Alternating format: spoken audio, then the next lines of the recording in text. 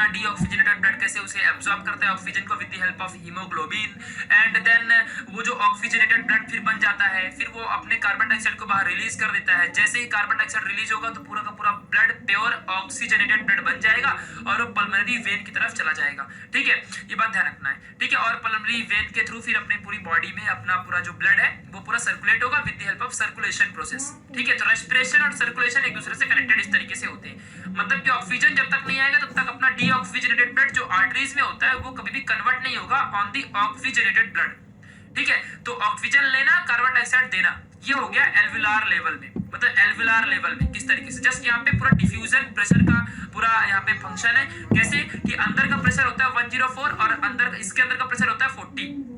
इधर प्रेशर ज्यादा, इधर प्रेशर कम।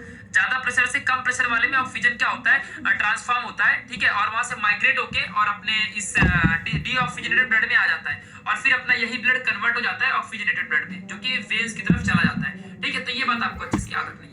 ओके, चलो अब आगे बढ़ेंगे गाइस। अभी हम लोग पढ़ने वाले हैं आगे की तरफ। ठीक है, कि मतलब हमें नेक्स्ट चीजें क्या पढ़नी है। गाइस मैं थोड़ा सा आपको ब्लड के बारे में बता दूं। इसकी पहले वाली वीडियो में मैंने बताया था कि ब्लड होते हैं अपने पास 100%। उस 100% ब्लड में से 4 टाइप होते हैं, प्लाज्मा, आरबीसी हो गया, फिर ऐसे डब्ल्यूबीसी हो गया, प्लेटलेट्स हो जाती है। ठीक है, इसमें 4 चीजें हैं। ठीक है, जो प्लेटलेट्स, आरबीसी और डब्ल्यूबीसी ये टोटल ब्लड 100% का 45% कंटेन करते हैं। बचा हुआ 55% अपना प्लाज्मा होता है, जिसे हम लिक्विड या फ्लूइड भी कहते हैं। मैंने इसके पहले वाली वीडियो में बताया है। ठीक है, उस 55% टोटल ब्लड का जो 90% होता है वो पूरा होता है पानी यानी वाटर होता है, और जो बचा हुआ इस 55% का जो 90% है वो तो चला गया पूरा पानी में, और बचा हुआ जो 10% होता है वो मटेरियल होता है, लाइक कार्बोहाइड्रेट, ग्लूकोज और any vitamins, any many things, बहुत सारी चीजें होती है। तो ये होता है पूरा प्लाज्मा। ठीक है, तो प्लाज्मा जस्ट एक लिक्विड है। ठीक है, ये आपको ध्यान रखना है, जो कि ब्लड्स को बनाने में हेल्प करता है। ठीक है, ब्लड्स को पूरा कंप्लीट करने में, मतलब कंप्लीशन ऑफ द ब्लड में हेल्प करता है। ठीक है, और आरबीसी, डब्ल्यूबीसी क्या करते हैं, आरबीसी क्या करता है, आरबीसी अपने बॉडी के बहुत सारे सर्कुलेशन प्रोसेस में और बहुत सारे ऑर्गन्स के फंक्शनिंग में हेल्प करता है। और जो अपना डब्ल्यूबीसी है, डब्ल्यूबीसी क्या करता है, ये अपने बॉडी को मतलब डिफेंस सिस्टम होता है, मतलब कि अपने बॉडी को डिफेंस करने में हेल्प करता है। यानी कि जैसे कि एंटीबॉडीज, आपने अगर human health and disease chapter पढ़ोगे तो डब्ल्यूबीसी के बारे में बताऊंगा, वहां पे आप पढ़ने वाले हो लिम्फोसाइट एंड मोनोसाइट्स के बारे में। ठीक है, किस तरीके से अपने बॉडी में अगर कोई पैरासाइट है या किस तरीके से अपने बॉडी में कोई बाहर की चीजें, वायरस, बैक्टीरिया अगर अपने अंदर अटैक करती है तो अपने बॉडी के अंदर का जो मोनोसाइट, लिम्फोसाइट, जो डिफेंस सिस्टम यानी डब्ल्यूबीसी, व्हाइट ब्लड सेल जो होता है, ये किस तरीके से अपनी हेल्प करता है, अपनी मदद करता है और उन वायरस, बैक्टीरिया को किल कर देता है। प्लेटलेट्स भी अपने बॉडी में बहुत अच्छा इंपॉर्टेंट रोल प्ले करता है। तो सारे सभी का अलग अलग रूल है, सर्कुलेशन में अच्छे से डीप में बताऊंगा। ठीक है, तो बस थोड़ा सा ब्लड और प्लाज्मा के बारे में जानना बहुत जरूरी था, इसके लिए मैंने बता दिया। ठीक है, तो गाइस अब तक हमने सीखा कि किस तरीके से ऑक्सीजन अपने बॉडी में एल्वियोलाई के अंदर आता है और फिर यहाँ पे पल्मोनरी आर्टरीज और वेन्स होती हैं, ये ऑक्सीजन को अंदर एब्जॉर्ब कर लेते हैं और इस तरीके से एब्जॉर्ब करने के बाद फिर अपना ब्लड पूरे बॉडी में सर्कुलेट होता है। यानी कि ब्लड ऑक्सीजन को कंटेन तो करता है भाई। ठीक है, ब्लड जो है वो ऑक्सीजन को अपने क्या करेगा, कंटेन करता है, ये हमने जान लिया है। ठीक है, ये हमारी बातें मतलब एकदम फिक्स हो चुकी हैं। अब वो ब्लड कंटेन कितने % करता है, कितना करता है, वो अभी हमको इंटरनल रेस्पिरेशन के थ्रू समझेगा। ठीक है, सो गाइस इंटरनल रेस्पिरेशन हमको ये अभी सबसे पहले जानना है। मतलब बहुत ही अच्छे से मैं लाइन टू लाइन आपको समझाऊंगा, डोंट वरी, बस हमको थोड़ा सा फोकस करना है। देखो, तो ब्लड के गाइस बहुत ज्यादा मतलब 2 इंपॉर्टेंट फैक्टर्स होते हैं, पहला है आरबीसी और दूसरा है प्लाज्मा। ये दोनों ही ब्लड को कंटेन करने में हेल्प करते हैं। मतलब जो कार्बन डाइऑक्साइड और ऑक्सीजन है, इन दोनों को आरबीसी और प्लाज्मा, डब्ल्यूबीसी से कोई मतलब नहीं है। डब्ल्यूबीसी तो अपना बस डिफेंस सिस्टम है, कोई आएगा उसे मार के खत्म कर देगा और हमारी बॉडी को सुरक्षित रखेगा। ठीक है, सो वो होता है डब्ल्यूबीसी का काम। तो उसी तरीके से आरबीसी जो है और प्लाज्मा है, ये दोनों का काम ये होता है कि ये कार्बन डाइऑक्साइड और ऑक्सीजन के लेन देन में हेल्प करते हैं। यानी कि जो ट्रांसपोर्टेशन होता है ऑक्सीजन एंड कार्बन डाइऑक्साइड का इनसाइड एंड आउटसाइड, इसमें अपना हेल्प करता है आरबीसी एंड प्लाज्मा। ओके, तो पहला सिस्टम है ट्रांसपोर्ट ऑफ ऑक्सीजन। भाई ऑक्सीजन और कार्बन डाइऑक्साइड दोनों है ना, तो पहला ट्रांसपोर्ट है ऑक्सीजन का, कार्बन डाइऑक्साइड यहाँ पे और ऑक्सीजन दोनों है। तो पहला ट्रांसपोर्ट ऑफ ऑक्सीजन कैसे होता है ये हमको समझना है। एक एक लाइन का मतलब डायग्राम के थ्रू, इस डायग्राम के थ्रू आपको समझाऊंगा। ठीक है, एक एक लाइन का मीनिंग, डोंट वरी। ठीक है, चलो तो आपको बस ध्यान से सारी चीजों को समझना है। ओके, देखो टोटल ऑक्सीजन जो अपने पास, मेरी बातों को ज्यादा ध्यान से सुनना, मेरी बातों को ध्यान से सुनना, क्योंकि मैं ये रीड नहीं करने वाला हूँ, इसका मीनिंग बताने वाला हूँ। ठीक है, तो मेरी बातों को ज्यादा सुनोगे ना, ज्यादा फायदे में रहोगे। ठीक है, मेरी बातों में ज्यादा फोकस करना, इसमें फोकस मत करना। ठीक है, तो ऑफ द टोटल ऑक्सीजन, मतलब टोटल ऑक्सीजन का 3% जो ऑक्सीजन होता है वो डिसॉल्व होता है प्लाज्मा में। अब देखो, मान लो अगर जैसे कि मैं आपको डायग्राम में दिखा देता हूँ डायरेक्टली। देखो अपने पास यहाँ पे देखो, यहाँ पे ये ब्लड है तो यहाँ पे प्लाज्मा भी होगा, यहाँ पे WBC भी हो गया, प्लेटलेट्स भी होगा, सब कुछ होगा। तो जो ऑक्सीजन का 3% जितना भी 100% ऑक्सीजन अपने पास आएगा उसका 3% यहाँ का जो फ्लूइड होता है ना, फ्लूइड, इसमें फ्लूइड भी रहेगा, दिखाया नहीं हुआ है। तो जो फ्लूइड रहेगा ना वो फ्लूइड में 3% क्या हो जाएगा, कंज्यूम हो जाएगा। अब आपको समझा होगा वहां पे लाइन क्या लिखी हुई है, एक एक लाइन का मतलब समझना, ठीक है। और रिमेनिंग 97% जो होता है, तो मैंने बताया था ना आपको कि जो ब्लड होता है, ब्लड के पास एक हीमोग्लोबिन नाम का प्रोटीन होता है, ये एक टाइप का प्रोटीन होता है। हीमोग्लोबिन एक प्रोटीन है। हमारे मेल के अंदर हीमोग्लोबिन 11 से लेके 14 तक के बीच में होना चाहिए, और फीमेल में हीमोग्लोबिन नॉर्मली 12 या 13 से लेकर के 16 तक जाना चाहिए, क्योंकि फीमेल में ज्यादा ब्लड की जरूरत होती है, क्योंकि उनमें मेंस्ट्रुएशन होता है हर एक 28 डेज में, तो उनका ब्लड लॉस होता है, और हमारे में ब्लड लॉस नहीं होता है। गाइस अगर आपके अंदर हीमोग्लोबिन कम हो जाएगा ना, तो आपकी जो फेस है, मतलब कि ये ऐसा नॉर्मली क्यों होता है, ज्यादा आप सोते नहीं हो, ज्यादा मेहनत करते हो, ये ज्यादा आप बोलते हो, तो इन सारी चीजों की वजह से ऐसा होता है हीमोग्लोबिन में। मतलब तो क्या होता है इसकी वजह से कि आपके आईज में डार्क सर्कल नॉर्मली पड़ने लगते हैं। तो अगर आप ज्यादा अच्छी खासी स्लीपिंग लेते हो और ज्यादा मेहनत नहीं करते हो, ज्यादा बोलोगे नहीं, ज्यादा मतलब टाइम तक, जैसे कि 10 घंटे 12 घंटे सो जाओगे, तो फिर धीरे धीरे ठीक हो जाता है। तो लेकिन अगर किसी के पास टाइम नहीं है, अगर कोई 5 घंटे सो रहे हैं तो उसके पास डार्क सर्कल हो जाएंगे, लेकिन अगर आप जिस दिन से सोना स्टार्ट कर दोगे फिर से ठीक हो जाएंगे, इसका ज्यादा कोई बड़ा इशू नहीं है, ठीक है। तो जो मेहनत करेगा तो होएगा ही, तो ऐसा होता है, ठीक है। तो हीमोग्लोबिन का थोड़ा सा फंक्शन मैंने बता दिया आपको, और अपने मेल में 11 से 14 तक का लेवल होना चाहिए, और 13 से 16 तक का लेवल ब्लड में अपने फीमेल में होना चाहिए, ठीक है। तो 97% ऑफ दी जो भी अपना हीमोग्लोबिन ऑक्सीजन का पार्ट होता है, 3% तो चला गया प्लाज्मा कंटेन करते हुए जो लिक्विड होता है, और जो 97% है उसको हीमोग्लोबिन कंटेन कर लेता है, जो कि आरबीसी में प्रेजेंट रहता है, ठीक है। तो ये बात आपको समझ के रखनी है ना। आगे बढ़ते हैं। अभी यहाँ पे देखो हीमोग्लोबिन करता क्या है। हीमोग्लोबिन के पास एफिनिटी होती है, पहले वाली वीडियो में मैंने बताया था, यही चीज मैंने बताई थी आपको कि हीमोग्लोबिन के पास एफिनिटी होती है फॉर द ऑक्सीजन मॉलिक्यूल, और इसीलिए ये ऑक्सीजन को क्या करता है, कंज्यूम करता है, और ऑक्सीजन को कंज्यूम करके ये बन जाता है ऑक्सी हीमोग्लोबिन, ठीक है। क्या बन जाता है ये, ऑक्सी हीमोग्लोबिन, ठीक है गाइस। लेकिन गाइस आपको एक बात बता दूं, थोड़ा सा डीप में आपको बताऊंगा, जो ऑक्सी हीमोग्लोबिन होता है ये अनस्टेबल प्रोडक्ट होता है। जैसे ही हीमोग्लोबिन ऑक्सीजन को Hb यानी हीमोग्लोबिन ऑक्सीजन को गेन करेगा, ये ऑक्सी हीमोग्लोबिन बन जाएगा, लेकिन ये अनस्टेबल होता है। कैसा होता है, अनस्टेबल, ठीक है। तो इसे स्टेबल बनाने के लिए क्या करना पड़ेगा आपको, ये अनस्टेबल होता है, तो यहाँ पे अपने पास अपनी बॉडी में आयरन, मैग्नीशियम सारी चीजें प्रेजेंट होती है, जिंक, फॉस्फेट सब कुछ होता है अपनी बॉडी में। तो आयरन का 4 मॉलिक्यूल्स यहाँ पे हमारे हर एक each and every haemoglobin molecule के लिए जरूरत होती है, ठीक है। so, यानी कि अपना जो हीमोग्लोबिन है 4 मॉलिक्यूल्स ऑफ ऑक्सीजन कंटेन करता है, और इस तरीके से Hb4O2 ऐसा बन जाता है। O2 के 4 मॉलिक्यूल्स कंटेन करता है अपना जो हीमोग्लोबिन है। जस्ट ऐसे बता रहा हूं मैं, ये आप ये मत सोचो कि कोई रिएक्शन है। अब एक हीमोग्लोबिन 4 ऑक्सीजन की मॉलिक्यूल को ऐसा O2 O2 O2 O2 4 को कंटेन करता है, उसमें कौन सी बड़ी बात है, इंफॉर्मेशन है, जनरल नॉलेज है। जैसे सुना कि नहीं, अपने ब्लड में जो Hb होता है वो 4 ऑक्सीजन के मॉलिक्यूल को कंटेन करता है, दैट्स इट। उसमें कौन सी बड़ी बात है, इतनी सी बात को यहाँ पे रिएक्शन करके, रिएक्शन नहीं है, बस ऐसे ही दिखाया है, रिप्रेजेंट किया हुआ है, दैट्स इट, और कुछ नहीं इसमें, ठीक है।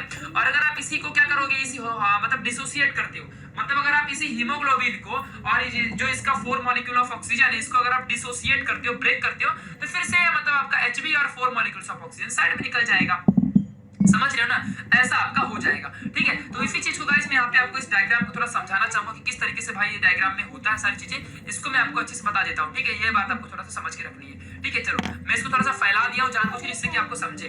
देखो ध्यान से, बस एक एक पॉइंट को ध्यान से समझना।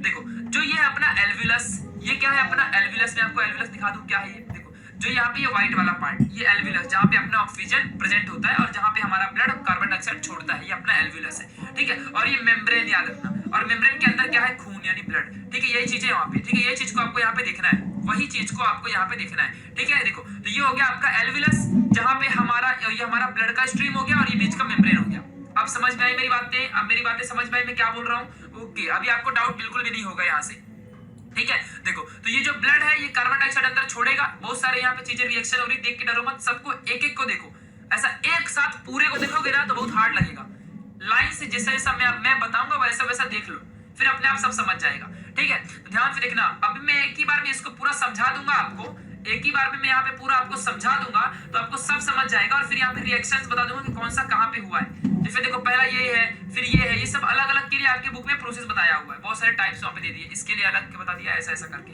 ठीक है। देखो तो ये ब्लड है, ब्लड से कार्बन डाइऑक्साइड बाहर एल्वियस में जाता है, ठीक है। ब्लड से कार्बन डाइऑक्साइड अंदर एल्वियस में जाता है, लेकिन वो अंदर कार्बन डाइऑक्साइड प्रोड्यूस भी होना चाहिए ना, तब ना बाहर जाएगा। तो कैसे प्रोड्यूस होगा? सबसे पहले ऑक्सीजन मॉलिक्यूल, इसी एल्वियलस से ऑक्सीजन मॉलिक्यूल यहाँ पे आता है।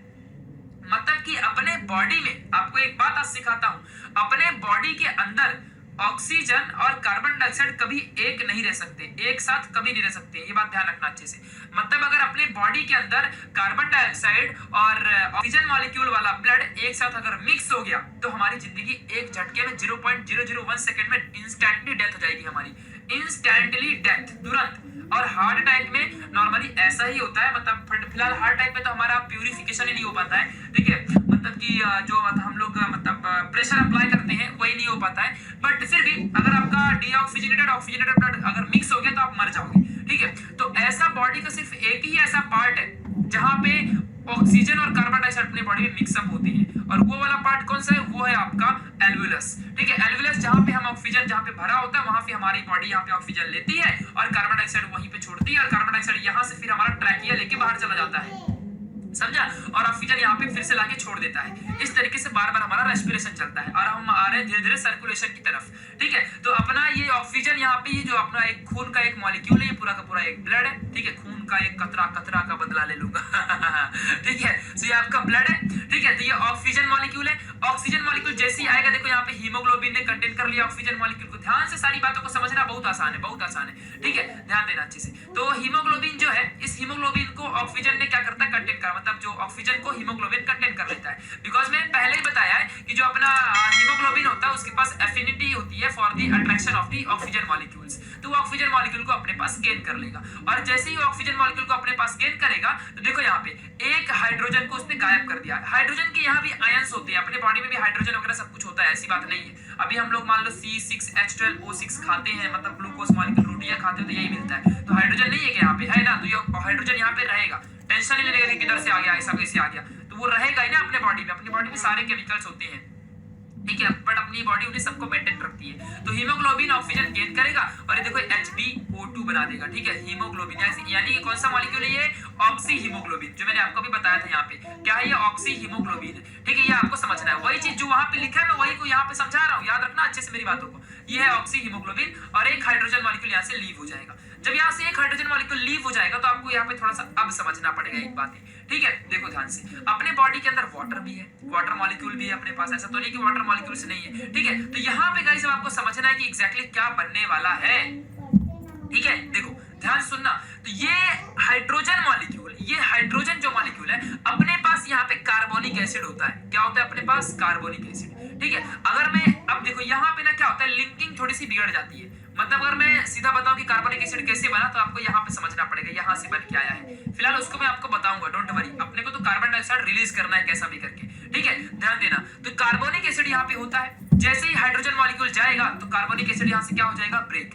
कार्बोनिक एसिड पूरा का पूरा जितना कह रहा हूं उतना ही सुनो, बाकी ध्यान से सुनने की जरूरत नहीं है। तो जैसे ही हाइड्रोजन मॉलिक्यूल जाएगा यहाँ से, कार्बोनिक एसिड ब्रेक हो जाएगा, और जैसे ही ब्रेक हो जाएगा, ये बहुत फास्ट प्रोसेस होता है। जैसे ही ऑक्सीजन अंदर आया तो ये बहुत फास्ट प्रोसेस होता है, और कार्बोनिक एसिड जैसे ही ब्रेक होगा यहाँ पे तो आपको मिल जाएगा CO2 मॉलिक्यूल और आपका वाटर मॉलिक्यूल। वाटर तो हम फिलहाल खुद ही एब्जॉर्ब कर लेंगे, और कार्बन डाइऑक्साइड मॉलिक्यूल यहाँ से बाहर निकल जाता है, ठीक है। सिमिलर वे में आपके बॉडी के अंदर होता है बहुत अच्छे से कार्बा अमाइनो हीमोग्लोबिन, जिसे आप HbCO2 कहते हो। मतलब कि देखो, हीमोग्लोबिन सिर्फ और सिर्फ ऑक्सीजन से ही कंबाइन नहीं होता है। हीमोग्लोबिन मतलब देखो, पहली चीज आपको समझ गई ना कि H2CO3 से किस तरीके से आपको CO2 मिला, बाहर निकालना है CO2 को ऑक्सीजन आने के बाद, ठीक है। तो ये हाइड्रोजन मॉलिक्यूल जब जाएगा तभी ये रिएक्शन इनिशिएट होगा, समझा। तो ये बात आपको समझनी है, ठीक है। चलो अब यहाँ पे कार्बन डाइऑक्साइड पहले तरीके से निकल गया बाहर। दूसरा तरीका ये है कि कार्बा अमाइनो हीमोग्लोबिन, इसको जब आप ब्रेक करोगे तो आपको CO2 और Hb बाहर निकलेगा,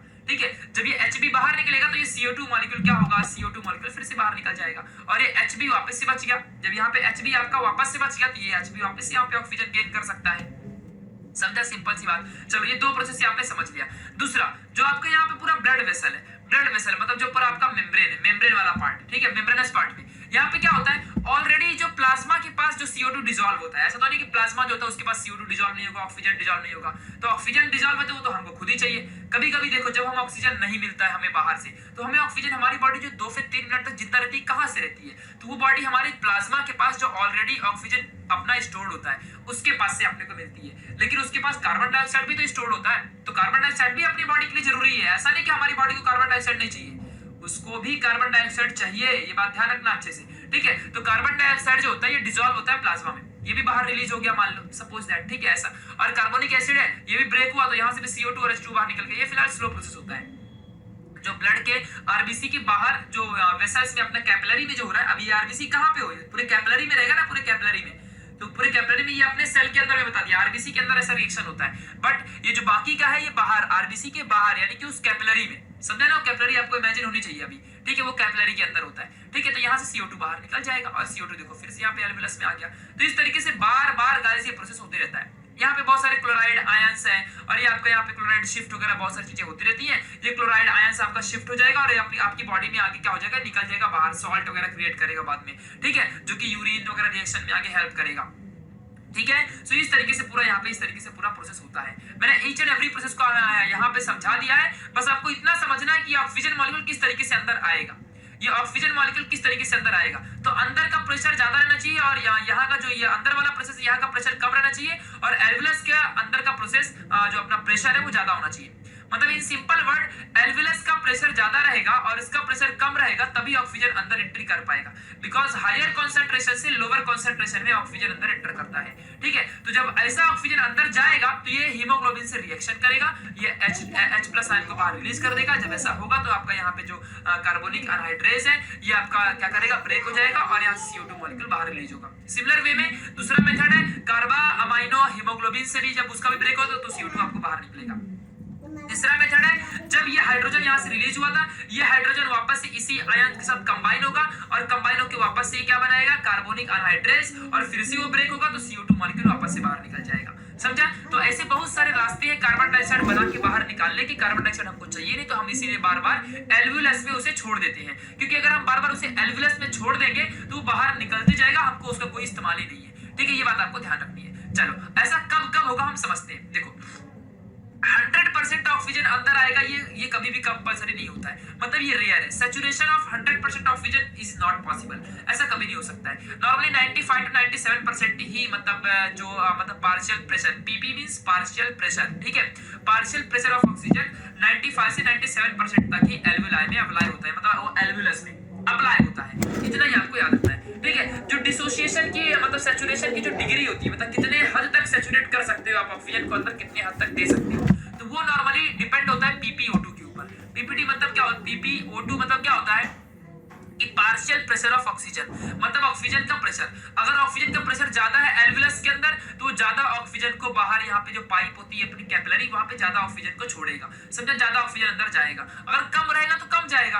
तो सैचुरेशन यानी कि अंदर ऑक्सीजन आना, भर जाना, मतलब फिल होना ऑक्सीजन का, किसके ऊपर डिपेंडेंट है, यहाँ की जस्ट पूरे प्रेशर के ऊपर डिपेंडेंट है। डिफ्यूजन होता है, डिफ्यूजन मतलब यहाँ से ऑक्सीजन का यहाँ पे जाना, यही होता है डिफ्यूजन, ठीक है। ये बात आपको ध्यान रखनी है, ठीक है। नॉर्मली जो 50% सैचुरेशन तो 30 mmHg के प्रेशर में ही हो जाता है। अगर आपका पार्शियल प्रेशर 30 mmHg है तो आपका 50% सैचुरेशन नॉर्मली हो जाता है, ठीक है। और फिर अंदर क्या बनाता है वो, हीमोग्लोबिन ऑक्सीजन लिया तो हीमोग्लोबिन O2 HbO2 बन जाता है। बाद में इसका भी डिसोसिएशन होता है, समझा कि नहीं, मैंने आपको बताया अभी तक कि HbO2 बन गया और आपका हाइड्रोजन मॉलिक्यूल बाहर निकलता है डिसोसिएशन होने के बाद। और यही ऑक्सीजन कहां पे जा रहा था, आपका जो वहां पे ऑलरेडी HCO3 माइनस आयन है उसके साथ ये हाइड्रोजन कंबाइन होकर H2CO3 बनाता है। क्या बनाता है, H2CO3 बनाता है। और फिर ये ब्रेक होता है तो फिर से आपको यहाँ पे क्या बनता है, CO2 और H2O मॉलिक्यूल बन जाते हैं और फिर से ये CO2 एल्वियलस में बाहर निकल जाता है। यही बात तो मैं यहाँ पे बता चुका आपको, समझा कि नहीं, मैंने क्या बताया आपको कि ऑक्सीजन मॉलिक्यूल अंदर गया, देखो यहाँ पे HbO2 बनाया, डिसोसिएशन हुआ, H+ निकला, H+ निकल के किससे कंबाइन हुआ, कार्बोनिक एसिड से कंबाइन हुआ, ये ब्रेक होके ये CO2 बाहर निकल गया। ये पहला मेथड सपोज दैट, ठीक है। दूसरा मेथड क्या है, यही H और भी बहुत सारे मॉलिक्यूल होंगे ना, HCO3 माइनस के, समझा कि नहीं, बहुत सारे होंगे ना, तो उसके साथ भी कंबाइन होके कार्बोनिक एसिड बनाएगा। ये कार्बोनिक एसिड का फार्मूला होता है, ठीक है। तो कार्बोनिक एसिड बनाएगा और कार्बोनिक एसिड फिर से ब्रेक होगा तो CO2 आपको बना देगा, फिर से CO2 बाहर चला जाएगा। ऐसे ही आपके पास एक और कंपाउंड होता है बॉडी के अंदर, हीमोग्लोबिन। जब आपका डीऑक्सीजनेटेड ब्लड होगा तो वहां भी तो हीमोग्लोबिन रहेगा ना। तो डीऑक्सीजनेटेड ब्लड में क्या होता है, कार्बन डाइऑक्साइड तो रहता है, तो डीऑक्सीजनेटेड ब्लड में कार्बन डाइऑक्साइड क्या करेगा, वो ब्रेक होगा और आपका यहाँ से CO2 बाहर निकलेगा और ये आपका यहाँ पे Hb अलग हो जाएगा। तो हीमोग्लोबिन अलग हो गया और CO2 फिर से बाहर निकला, ये फिर से बाहर रिलीज हो जाएगा। ऐसे आपके प्लाज्मा में भी CO2 प्रेजेंट रहेगा, वो भी बाहर रिलीज हो जाएगा। मतलब CO2 को बाहर भगाना है, ऑक्सीजन को अंदर लेना है, यही बार बार यहाँ पे प्रोसेस चलते रहता है, यही आपको समझ के रखना है, दैट्स इट। और इसीलिए यहाँ पे जब यहाँ पे ब्रेक डाउन हुआ, यहाँ पे देखो ना ब्रेक डाउन हुआ यानी कि डिसोसिएशन ऑफ हीमोग्लोबिन हुआ, समझा। तो वही चीज यहाँ पे आप देख सकते हो, ऑक्सीजन का डिसोसिएशन हुआ और ऑक्सीजन ब्रेक होके और पूरा का पूरा H प्लस आयन वही बाद में उनका उसका जो H प्लस आयन का अमाउंट है, कंसेंट्रेशन है, वो क्या होगा, इंक्रीज होगा और वो फिर से किसके साथ, कार्बोनिक आयन वाले एसिड के साथ यानी HCO3 इसके साथ कंबाइन होके कार्बोनिक एसिड बनाएगा, H2CO3 बनाएगा। समझ गए, ये यहाँ पे रॉन्ग लिखा हुआ है, यहाँ पे आपको H2 आएगा, ठीक है, ये H2 आएगा, H2CO3 बनाएगा और फिर CO2 बाहर निकल जाएगा। इतना चिंदी सा प्रोसेस है, मतलब कार्बन डाइऑक्साइड निकलने के 4 रास्ते, ऑक्सीजन आने के एक ही रास्ते। ऑक्सीजन को सिर्फ हीमोग्लोबिन ही अट्रैक्ट करके अपने पास बुलाता है, और वो भी कब, जब अंदर का प्रेशर ज्यादा रहेगा और अंदर का यहाँ पे इसका अंदर का प्रेशर बहुत कम रहेगा। मतलब कि अपने सेल के कैपिलरीज का यानी कि आर्टरीज का प्रेशर बहुत कम होना चाहिए, यानी 40 mmHg होता है, एमसीक्यू याद रखना।